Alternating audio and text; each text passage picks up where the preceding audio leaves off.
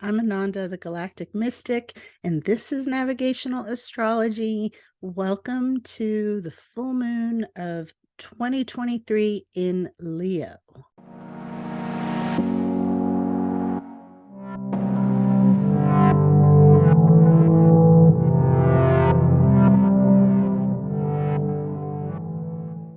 So this is what our mountain view is currently looking like. We finally have a sunny day. It has been raining nonstop here, and our backyard is like the swamp of sadness. Every time I go out there, I feel like I'm gonna find Atreyu and Artex in their desperate struggle.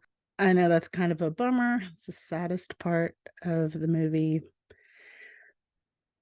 and truthfully, this time of year is really difficult for a lot of us. This is the time of year when so many people struggle with depression, sadness, and really hit a wall of despair. While at the same time, this is a really sacred period of time. We just had Imbolc or Imbolg, depending on your tradition. And this marks the midpoint between the winter solstice and the spring equinox. It is when the earth begins to come alive again, even if we can't see it on the surface. If we look a little deeper, we can see nature beginning to awaken. And it's like this encouragement of, just hold on. As we're holding on, though, we have a really intense full moon right now. This full moon is square Uranus, and I'm recording this on the afternoon of the 4th. The full moon is tomorrow on the 5th, and last night, the evening of the 3rd, um, I tell you, I was not quite prepared for how I would experience these energies. The moon was opposing Pluto last night as this full moon was setting up, and it was really hard. It really, you know, sometimes we get hit with these energies and we just kind of have to sit with it and sit through it, knowing that it will pass and that the purpose may not be obvious in the moment, but we will find our way. Now, that if you heard that noise, um, it's a little interesting because in this setup with the tension of this full moon squaring Uranus, we have this thing with this balloon flying over our country, and I don't pay a lot of attention to the news, but there's a lot of notifications coming up on my phone about this balloon. And just now, there was one saying how, the Biden administration is considering shooting this balloon down. And so this tension, we're seeing it play out in the world around us. It's not just within us and in our lives, it's in the greater world stage. So let's take a look at the chart for this full moon and see what she has to say. Okay, so here is our full moon chart. This full moon is on February 5th, 2023 at 1:28 p.m. Eastern Standard Time. It is at 16 degrees and 41 minutes of Leo. Here we have our sun moon opposition. A full moon is always a sun moon opposition. And here we have our T square formed by the square with Uranus at 15 degrees of Taurus. Now, this square with the sun and Uranus was exact on February 3rd. And this is a really impulsive, restless energy that is a little bit outbursty and agitating to the nervous system. So this has been setting up for a little while. And within this, as this is just one thing happening in the cosmic energies. We've had a load of other aspects that have been encouraging us to really embrace our individuality, increasing our confidence, and asking us to take new steps and to do it boldly, but only if they are in alignment with our true nature and our greater vision for our life. Now, the full moon is also trining Chiron, and which means the sun is sextile Chiron. And this aspect was exact on February 1st. And this is part of that request to really step into our new identity, the one that we've been working on, the one that is the harvest of all the hard work that we do as seekers, as people who are devoted to personal and spiritual development. And, the request is really to drop any fears of inadequacy, imposter syndrome, and to let ourselves be seen. So there's a lot of support within this tension with the square of Uranus. The sun being the ruler of Leo, so the ruler of our full moon, is still trining Mars. Now, this is a separating aspect. This was exact on January 29th. And this, was like the backdrop, the foundation, giving us the energy, the confidence, and the initiative to make the moves that this agitation is creating within us. Change is not easy. There's this belief or this myth that when we grow or when changes that we really need to make, when they happen, that it's easy and flowing and natural. And sometimes it is, but sometimes it isn't. And when it isn't, that doesn't mean that something is wrong. When we push against the box of our current isness, when we expand beyond the container that we have been living in, that is uncomfortable and it's good. So if you are feeling frustrated, agitated, and as if something is going wrong, perhaps it is this pushing beyond your limits. And it's, when you step into a new world, you open the door, you step into a new world, and you don't know where you are. You don't know what direction you're facing. You don't know where the road is. You didn't bring any water. You don't have a sandwich. Sometimes it's scary, and that's okay. It's okay for it to not feel wonderful all the time. Does not mean that something's wrong or that you are failing. It just means that you are being asked to become more. And sometimes we have to answer that call through the discomfort. We hold hands with it. We say, all right, anxiety, let's go. So another pretty big deal we have going on here is this very tight square with Venus and Mars. And as you can see here, it is separating, but it's still very exact. Now, this square, depending on when you're watching this, exact on February 4th in the evening. And this, oh gosh, this is a very powerful energy to put into the mix, because for a lot of people, this has to do with relationships. And depending on where our relationships are, if they are generally healthy, but maybe in a lull, this energy can be fun. It can really enliven things. If our relationships are not so healthy, this can become very easily like a love-hate kind of situation. And the deeper message of this energy is, well, let's look at this. Venus is in Pisces, and Venus in Pisces, she really needs to be safe enough to explore safely, to explore the unseen realms, to be soft, compassionate, loving, and dreamy. She's not good at doing what she needs to do in that way of being this soulful healer and lover and looking over her shoulder and making sure it's okay for her to do that.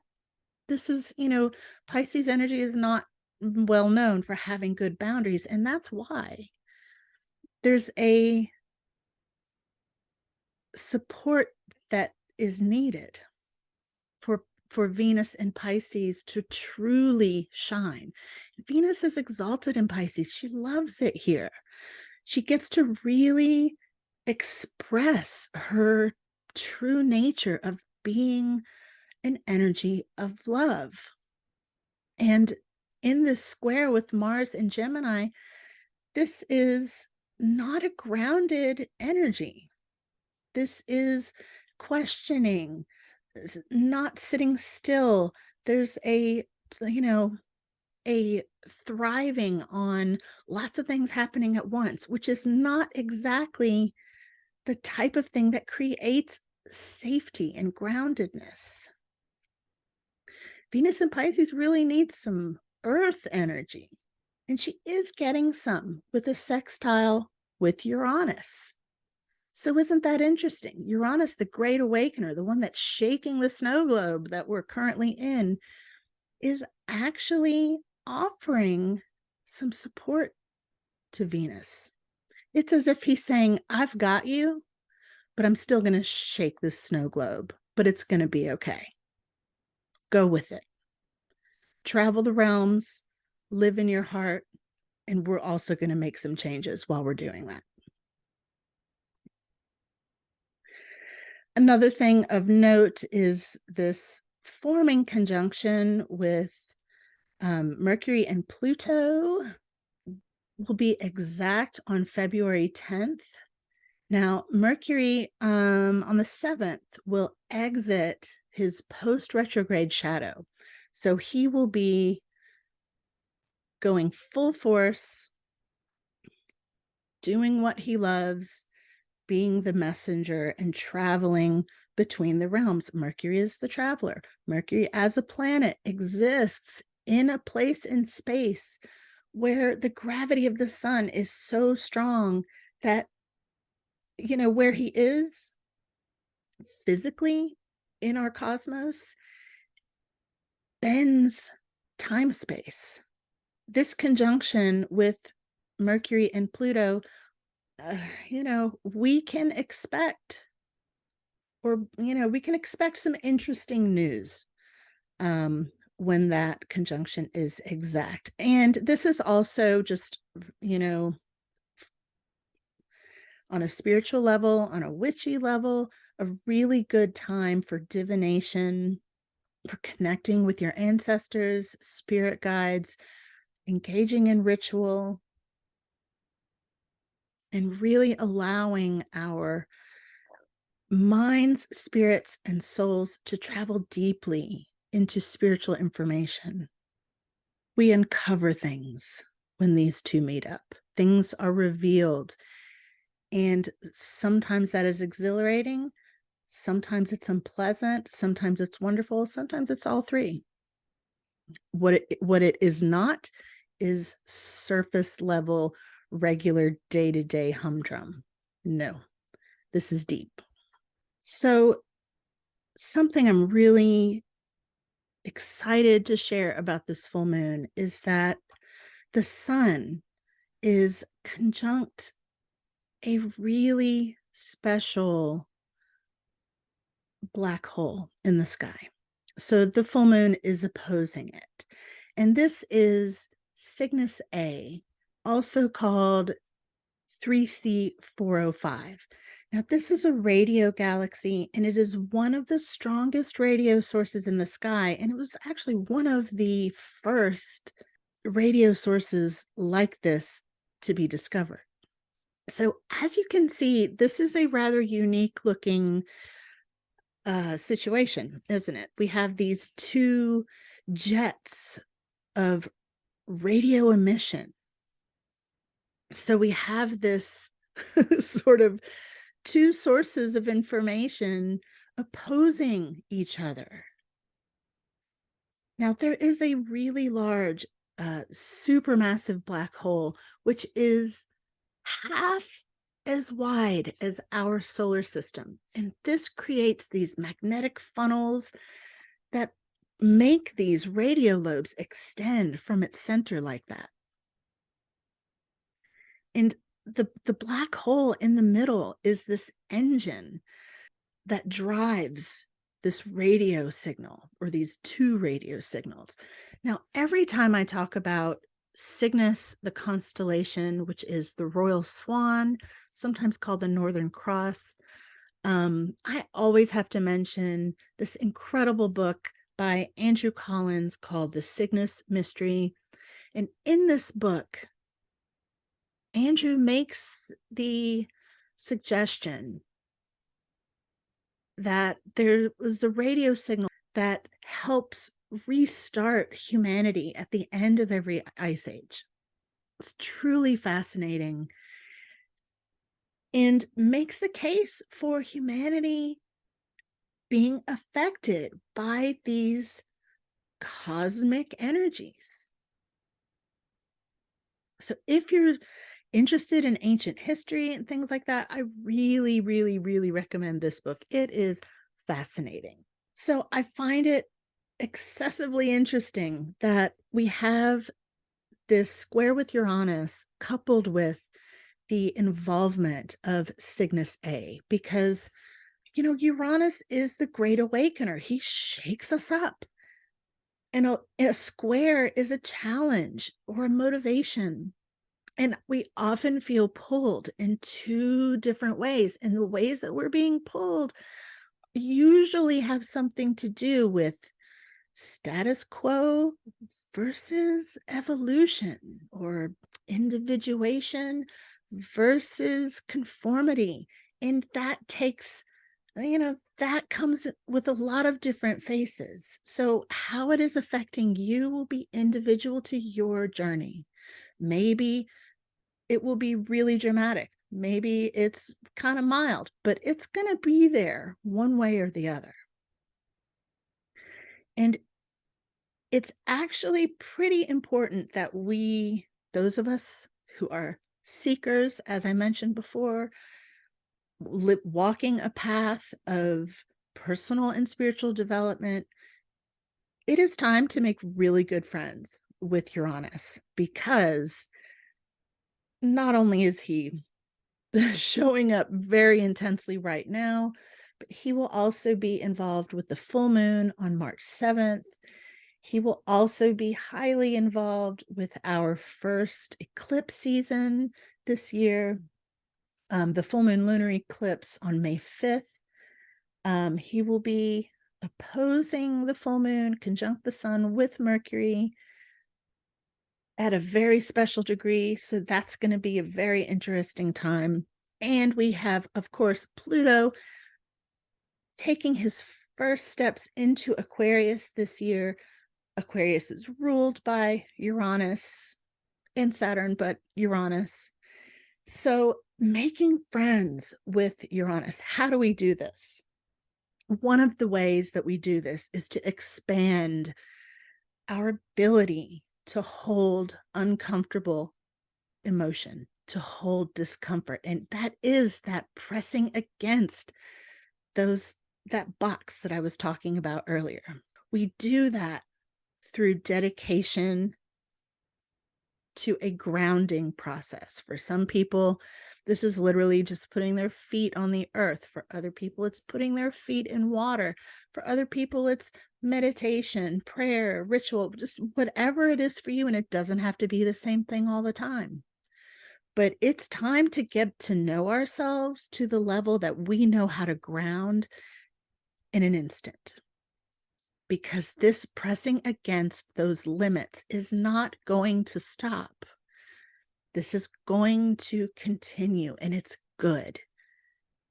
We need this. All of us do, individually and collectively. In my private community, the Deep Divers, I have a series called Altars for the Stars, and this is a series to sort of help and guide us in making altars for astrological events, full moons, new moons, planets, zodiac signs, etc. And so to make an altar for Uranus could go a long way in developing a friendship with him. And some things that could go on this altar would be birds, feathers, amber, images of fireworks, the Fool tarot card. There are a lot of things. If you're interested in this type of thing, come and join us. We'd love to have you. And let's not forget that Uranus is the planet of humanitarianism, of brotherly and sisterly and love for humanity. This is love that we extend toward all of creation. And I think it was the Dalai Lama, I'm not sure, but I think it was, who said that, you know, the thing that will save the world, that will save all of us, is to extend the realm of our concern to include all of Earth's beings, to develop to a point where we are able to avoid the pitfall of being overly concerned with our own acute individual well-being every second of the day, and to be able to extend our care for all of the earth herself and all of her creatures, which includes us. There is no way that we can continue without reconnecting with the natural world. And Uranus is going to require that of us. So at an individual level, we can do that. We can work on that ourselves. And the benefit of that ripples out into all of humanity, all over the globe. Even just a simple meditation, a couple minutes every day to visualize the earth and send her love and all of her beings.